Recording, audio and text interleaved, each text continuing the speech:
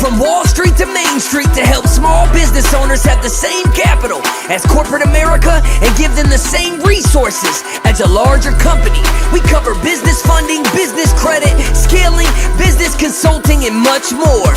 Check out the website at shieldadvisorygroup.com. Welcome to the show, The Liquid Lunch Project. Hey, welcome back to another episode of the Liquid Lunch Project. I am Matt Meehan alongside my partner, Luigi, the Professor, Rosa Bianca. What's going on, Lou? Matthew Meehan, how are you, my friend? Today we have Angie from Elevate Rehab. You know, sometimes in life we have a hiccup, but sometimes that hiccup ends up being what inspires us to greater heights. And I think the poster child for that is Angie. Angie, welcome to the Liquid Lunch Podcast. It's a pleasure to have you. And you have the floor, madam. Thank you. Thanks for having me on the show. Appreciate you coming back. I know the first time that we tried to do this, we actually had a hiccup of our own, right? And it didn't get recorded. But you know what, Ange, I'm glad that you're back on the show with us because you got so much to help our audience out with. So let's start from the top, Ange. I know your background story because we did this once before, but why don't you tell all the listeners a little bit more about you and where you started? Sure. So I'll give you the sort of condensed version because I know we only have a short amount of time. But I grew up with a single mom. She had me very young, straight out of high school, 18 years old. And she was very proud and wanted to support the two of us. Therefore, she worked two jobs as opposed to, depending on the system to support us. And due to that, I was what they call a latchkey kid. So that meant, I got myself to school, I got myself home, I did my own homework. A lot of times I made my own meals. There was just a lot of freedom that I experienced at a very young age. I did happen to live in some low-income housing with a whole community of kids that were just like me. And due to that, I think we all found trouble really young. We would sneak our family's alcohol, cigarettes, then it progressed to weed. By 11 years old, I was already drinking and smoking. And definitely that's where my past started of struggles of, continuing to go to school, but yet trying to enjoy this lifestyle that I was creating. And so I still managed to sort of do both. I dropped out of school, we moved around, but at 16, my mom said, that's it. I've had enough. You're running away. We don't know what you're doing. You're doing terrible in school. They actually had me arrested on my 16th birthday for coming home late, which of course I thought was very cruel and unusual, but it just, they let me go out. I was grounded and they let me go out and I blew it, but it is what it is.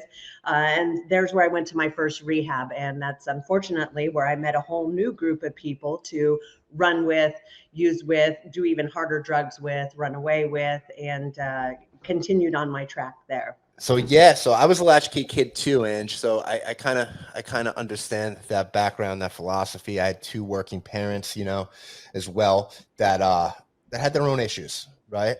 So yeah. Came home, you got arrested, you went to your first rehab. There's more to the story. So absolutely. Yeah. So somehow, by the grace of God, I did graduate from high school. At that moment, my mom promptly kicked me out. And within a year or two, I was continuing my trek of being bad. However, now I was an adult. And so with that, the consequences became a lot harder than they did when you're a juvenile. And at about 19, 20 years old, I had moved to Santa Cruz to live with my best friend, came back to Reno to be with my family because I couldn't make it out there on my own. Worked at a rental car place. They let me rent a car and I immediately drove back to Santa Cruz to meet all my cool friends that were not doing great things. And I crashed the car and I was unable to return it and I did not want to go back to work. And so I sort of said, okay, I guess I'm back in Santa Cruz now. And unbeknownst to me, about a year later, I was doing something else bad I shouldn't have been doing. And the cops called in my name and we found out that I had an embezzlement charge that the rental car company had put on me because I worked there and the price of the car was like $13,000 that got ruined. So it was above 10,000, which made it a felony. So with that, I was promptly arrested. And at that point, I was facing 10 years in prison due to this crime that I didn't even realize I had committed as a crime. Luckily for me, at that point in time, the public defender said, listen, Angie, we're going to go and we're going to tell the judge that you have a drug problem. And that's why you've, gone down this path that you've gone down since you were very young.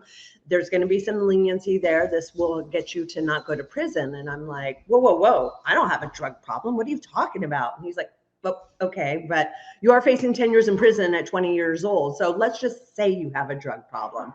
And I was like, oh, okay, yeah, I can go with that. I'm going to say I have a drug problem. The ultimate denial, like facing 10 years in prison. And I still just don't even consider the fact that I have a problem. And I was very fortunate. The judge, and I didn't know this at the time, but I know this now, was in recovery himself. And he leveraged, and I think I was probably one of the very first people to do a drug diversion program as opposed to going to prison. And so he sentenced me to 1 year at a drug rehab and to pay back this $13,000 for the car. And that's how I got to rehab. And I've kind of been there ever since. Well, let's flash forward today because, well, you are no longer working or going to a rehab, but you're running some very successful rehabs. And I think it's because you guys have a very different approach. So let's talk a little bit about Elevate and your approach there towards the whole recovery situation. Yeah, so one of the biggest things that a lot of people struggle with, and I definitely struggled with, is the feeling of being powerless, admitting you're powerless over this addiction, calling yourself an addict the rest of your life, even though you don't use. And a lot of people don't enjoy feeling that way, like to be sober for 10 years and say every day, I'm still an addict. It doesn't really set you up for success and really killing it in life. You're sort of constantly keeping yourself down. So one thing that we do as far as empowering the individual is not allowing them to be a victim of their past, a victim of this self-created disease. Because again, if you call it a disease, you're sort of like the victim. What can I do? It's just a disease. We take that away. We said, no, you created it. You're going to fix it. And we really hone in on taking accountability and responsibility for your past and what you did to get yourself there. And then what are you going to do to get out of it? We don't sit and talk about war stories and the old days. And I used to do this and I did that. It's like, go discuss that with your one-on-one counselor. I mean, there's a time and place for that, and we're all about it. Address your trauma, same thing. But now what can we do to sort of fix that and set you up for success in life and not be defined by your past and what got you to where you were at? Angie, quick question. When anyone hits rock bottom, you have a spectrum of choices, right? Yeah. Now, this question is not hyperbole, nor is it an adoration of our guest today, but what do you lean upon when you're making that life-changing decision? Because you could have just continued on that path.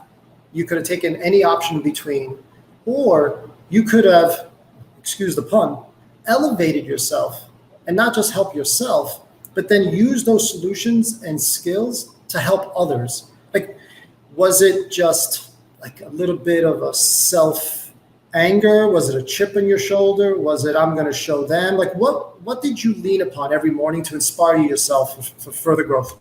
For myself, at first, I was just doing it to get out of trouble. I was very motivated to not go to prison at 20 years old. And that motivation to keep myself out of trouble was what drove me. And that's what happens with a lot of people. There comes a point where there's an ultimatum. It's like, I'm going to lose my family. I'm going to lose my job. I'm going to go to prison. I'm going to die because I have cirrhosis of the liver. There's usually a catalyst there that is created that helps push the person to the point where they're willing to change. And options are change or die, change or prison, change or lose everything. So your program takes a different approach than the standard programs that are out there today, where it's allowing your issues to be labeled as a disease. You're making people take accountability, right? Not only take accountability, but own that shit basically at the end of the day. And that's okay. That was me. That's in the past. But you do it through different exercises and activities and I really want to jump into this because I know you guys have a fitness program inside of your program that you guys run. So let's talk about that a little bit.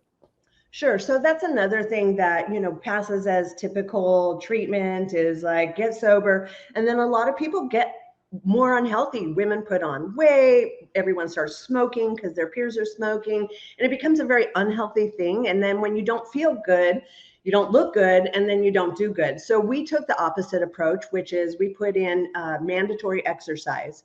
5 days a week, there's an hour that they have to contribute to working out and taking care of themselves. The big one is CrossFit. I, of course, try to push everybody on that.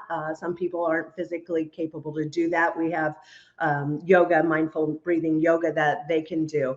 But it really starts to push them to start contributing to themselves and to their body. And a lot of people like myself never had before in their entire lives. And with that, you complete a workout you didn't think you could do, even though you were doing push-ups on your knees and squats and you barely got 5 out, you start to feel a little better. Those endorphins start coming out and you start to feel good. And then you're like, oh, well, maybe I'll skip that cigarette after dinner because I can barely breathe and I'm starting to feel a little better. And then it's like, oh, well, maybe I'm going to make a healthier choice when I'm in line for lunch, because I know when I eat all those carbs, it makes me slower and feel like crap in line. And so by pushing the fitness on them, they start to feel better naturally. They get that hit of endorphins and dopamine and all the good feelings, oxytocin, that they used to get from doing drugs or drinking. It's that same sort of mental, physical feeling of goodness that they realize, hey, if I actually take care of myself and do these things outside of here, I won't need to do those other things in order to feel good. And, it helps you start sleeping better as well. So, we are another big differentiator is with other programs, you will say you come in for alcohol, you will leave on 5 to 7 different medications. One to help you sleep, one for your depression, anxiety, one for this, one for that. And you're super doped up, all legal pharmaceutical drugs. They're calling you sober, but you can barely function in life. Now I'm sober, but now I'm just on 7 different medications. Awesome. And so we don't do that. We do not even have people come down from the detox part of the program until they're completely weaned off everything. And again, in other programs, they're going to let them slowly wean their whole program and leave on these other things. They can't even leave the detox area until they're weaned off. And because they can't even start their program till they're weaned off, it's amazing how quickly people get off of all these drugs. Like they're like, you realize how over medicated everybody is, because we safely medically, make sure they're okay before they leave.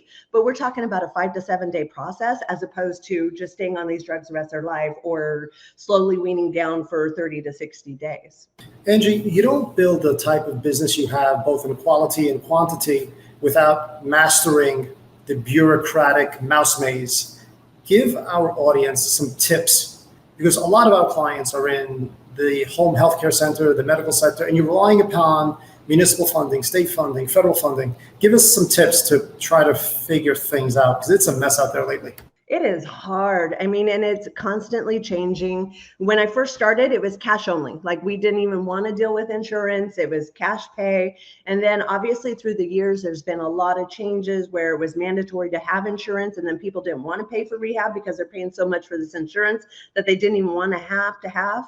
And so it's a constant struggle to create the necessity, which is what insurance wants to see, is the necessity to want to pay. And of course, when you're battling with insurance companies, they're much more inclined to say, hey, they're fine, drop them to outpatient, send them on their way, give them a pill. That's what we're willing to pay for. And so a lot of it is masterful communications that show that the person really needs to be there and it is a life or death situation. That makes it a vicious cycle, doesn't it? If insurance wants you to put them on a medication and get them out the door rather than actually having them wean off the medication and becoming a more healthy human being.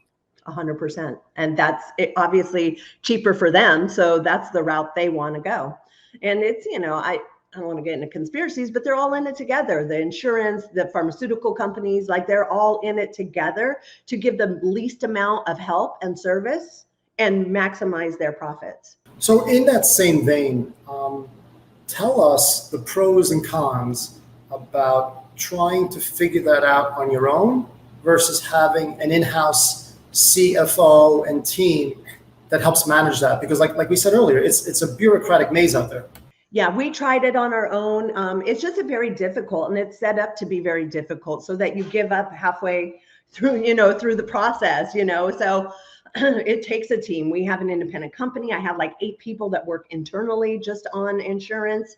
Obviously we take cash, like I'll take that all day, every day. Those are the easy ones, just because you can extend the program as long as you want, treat them however you want.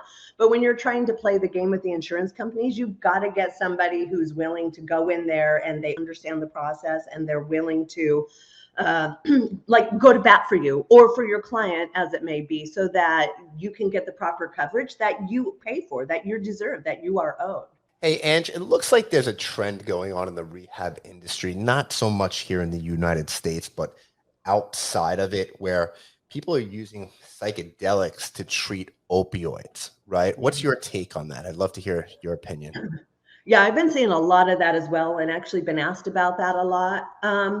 I would just say, like, maybe I'm not super opposed, because if it helps, I know that they've treated veterans with PTSD with it. I think in a controlled environment it could be beneficial, but I think you're also talking, it's a slippery slope. You're talking about addicts and alcoholics, and here's some drugs to fix your drug problem, and let's hope for the best. Like, just from my years out there, that was one of my favorite drugs back in the day when I was a teenager, and just seeing how you could have a really good trip or it could go really bad. Again, I feel like you're just playing sort of with a loaded weapon there, where you're hoping for the best, but the outcome is completely unpredictable. And I would never give an addict, or I want to say, yes, I know you used to struggle with drugs, but try these drugs. It'll be okay. I would just never want to give someone permission to do that just because of the nature of the addict. And then, is that enough? And now I got to do more. And now I got to do more of that because that felt really good. And maybe I need to do more. I just think it's a slippery slope.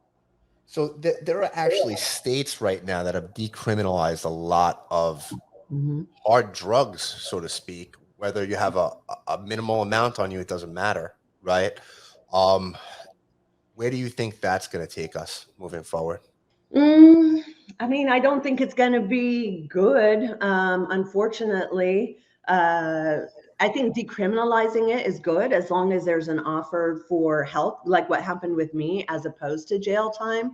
But it's scary. I mean, like you look at this fentanyl, right? It's been put into the States. It's being snuck into even just weed, like you buy on the streets. We've seen people locally, like 8 kids die because they smoked some weed that had fentanyl in it.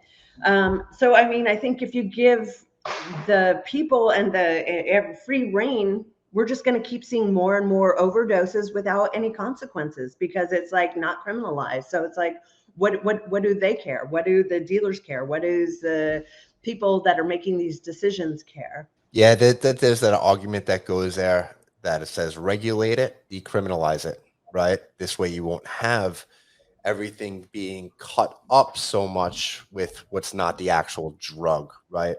I guess fentanyl is finding its way into everything here. I mean, even out in California, I read an article just recently that how 3 comedians were just hanging out. I think they were doing cocaine or something along those lines, but it was laced with fentanyl and they died. It's definitely a huge epidemic. In your industry, though, I got to believe over the last 10 years or so, a large driver of that is from pharmaceuticals and the pharmaceutical industry overall. OxyContin, there's a big TV show on Hulu called Dope Sick that talks about Purdue Pharma, right? And the way they got OxyContin regulated and into the hands of doctors, and the doctors just became drug dealers pushing it out on the street. I think we're seeing the fallback of that now. Oh, yeah. I mean, it's criminal. Like what people come in on, and they're all legally prescribed. It is criminal, the amounts of medications, the mixing of medications that people are coming in on.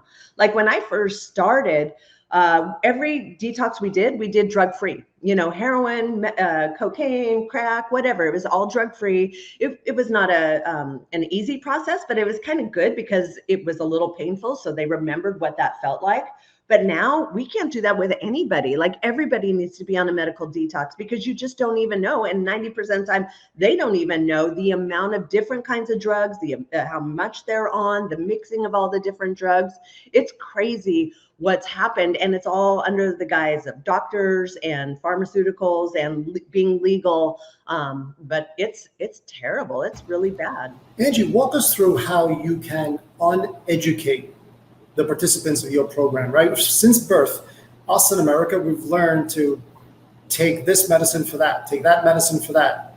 But we avoid getting a good night's sleep and eating healthy and getting exercise. Like, how can you, as the leader of your program, uneducate everyone from these bad habits? We lead by example. You know, we all walk the walk that we're teaching everybody else, and we're showing them, when did you start using and why did you start using? And, oh, did you see then how you started, every time you felt this way, you reached for that. And every time you felt that way, you reached for this. So it's sort of a deep dive into their past where they start to realize that they depended on these things to feel better. And so we give them a long enough period of time where they can, like you said, unlearn having to reach for those things, sit with the emotions, sit with the feelings, sit with a headache, and just sort of get through to the other side. And the more they do that, the more they realize that they can do that, and they actually feel better because they didn't get all medicated and now they're suffering from those side effects.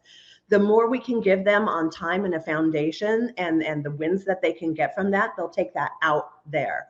But it takes work. I mean, you know, we get people, oh, you know, is it CrossFit? I need a, you know, aspirin or Tylenol because I'm sore. And it's like, well, okay, that's a good thing. That's your body saying you worked hard. You got to learn to love that feeling and realize you feel that way because you put your body under stress, and that means you're growing muscle, you're losing fat. And so it is a re-education, and it's every step of the way through the program with all the different things that they would medicate for, physically, mentally, emotionally, spiritually.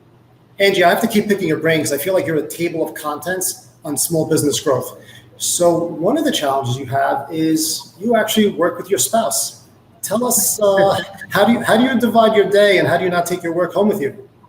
We've been doing it a really, really long time, and we're really good at staying in our own lane. So, you know, he has his expertise, which is you know, the out there kind of thing, and my expertise as the in the group and the staff and that sort of thing. And so we sort of respect each other's like opinions and authority in those areas. As far as not taking it home, I mean, that one's hard because it is a 24/7 job. So, you know, I'll be getting calls about something happening at detox at 10 o'clock at night, and he'll be like, what's that? What's going on? I'm like, oh, don't worry about it. And he, you know, how do you not worry about it? It has to do with what's happening. And so I wouldn't say we're pros at it, but we've been doing it a long time. But due to the nature of the job, it's impossible to not bring it home, I think. My next question is something I know is going to resonate with our audience. You've taken on the challenge of entering different geographic business sectors. You know, you've done business in different states, you've done business in different regions, and with that come different regulations, different cultural mores. Tell us how you navigate that landmine. You get real smart people that are experts in those areas, lawyers and all the other stuff. And a lot of it has been learning the hard way and constantly staying up on it. It's especially in healthcare, you know, the regulations change all the time. In rehab, we went through some massive federal changes because there got to be a lot of bad players out there that were doing some really bad things. And so it's just constantly staying up and on top of all those things. But the number one thing that we have, the thread of consistency, is core values. We hire, we fire, we promote, we judge, we strike, we validate. Like everything is done by this group of principles that we live and die by, that we wholeheartedly believe in. And it made everything so much easier. It's not subjective anymore about personalities and what's the right kind of person. We just tend to pull in the people that 100% feel the same as we do. And then that goes down the line, no matter where we have a location. So here's something I really want you to open up on. The biggest differences, whether good or bad, between doing business in Texas versus doing business in California. I mean, you know, the restrictions that we have in California, and that's kind of like what I say is like, listen, I run a healthcare in California. If I can run this here, I can run it anywhere because we have more restrictions, more guidelines, more rules, more laws, more minutia, more lawsuits, more everything. Like, it is by far the hardest state to run a rehab in. So anywhere else, it is a cakewalk. It is beautiful. Hey, Angie, we really appreciate you being here. You're doing a great thing for society. And I really mean that truly with all my heart. You know, it takes a special type of person to do what you and your husband do. So I appreciate you. And I'm proud of you guys. But what's in store for you guys? What's moving forward? What does Elevate 2.0 look like? I think we really, we've realized because we've engaged in some outcome studies ever since we started by an independent source who validates like our results and how they do during the program, how they do after the program. And they do this by measuring a lot of metrics. And the one thing that we had not set out to do, we just wanted to get people off of drugs and alcohol and lead productive lives. But what we saw, what a big change was, is their mental health. Like 99% of the people coming in came in with depression and anxiety. And upon leaving and years later, it was handled by over 80%. So we're like, wow, so we can take Elevate. And obviously we're going to keep putting Elevates everywhere and keep expanding that. But we really also want to get into the mental health field where we can help people who are struggling with depression and anxiety, because we realize we can apply the same techniques and things and help those people as well. So I really want to get into mental health. We really want to start working like maybe a veterans only place. I would love to do like a juvenile place, although the rest of my staff are like, no way. But I've seen just amazing things because we used to do that way back in the day. And so I think really just sort of expanding into other sectors, utilizing the technology that we have and helping more people in more areas. That's the goal. That's awesome, Angie. Thanks so much. Hey, Angie, why don't you tell the audience where they can find you, how they can get in touch with you, give them out your socials. And I'm sure there's a lot of people listening in here that have a family member or are struggling through some things themselves. And I know you and your company and your husband can really help them out. Sure. So the best way is if you need help immediately, go to elevaterehab.org. There's a chat button. There's an 800 number that gives you all the information on the program. And people are available 24/7 to help. If you want to reach me directly, I would go to Instagram, angie.at.elevate. Or there's even Elevate Rehab on Instagram. DM me, DM the company. Will immediately respond or get in touch and help in any way we can. I also have a podcast if you're just looking for more information like on the program, on addiction, on recovery, on successes from all of that. It's called the Elevate Experience. I would invite anybody to listen to that just to get more, just more content, more understanding. And give me 3 words to live by. Oh my gosh, that's a tough one. Don't be comfortable. One thing that I've really realized this year is we seek comfort, and that's kind of the easy way out. If we seek discomfort and we push ourselves harder, we can achieve anything. Ange, we love you so much. Thank you for being here. We know you guys are out there helping a lot of people. Last question, because we're just about out of time now, is tell me, what does success look like to Angie Manson? Success is helping more people than ever, utilizing my team and my skills and getting into more avenues. It's not, financial metric. It's more of how many people can we help and in what capacity. So the more I can help, the more successful I am. Angie Manson, everybody. Thanks for tuning in. That's a wrap. We'll see you on the next episode. Thank you for listening to the show. And make sure you subscribe, leave a review, and share it with a friend. We'll see you on the next episode of The Liquid Lunch Project.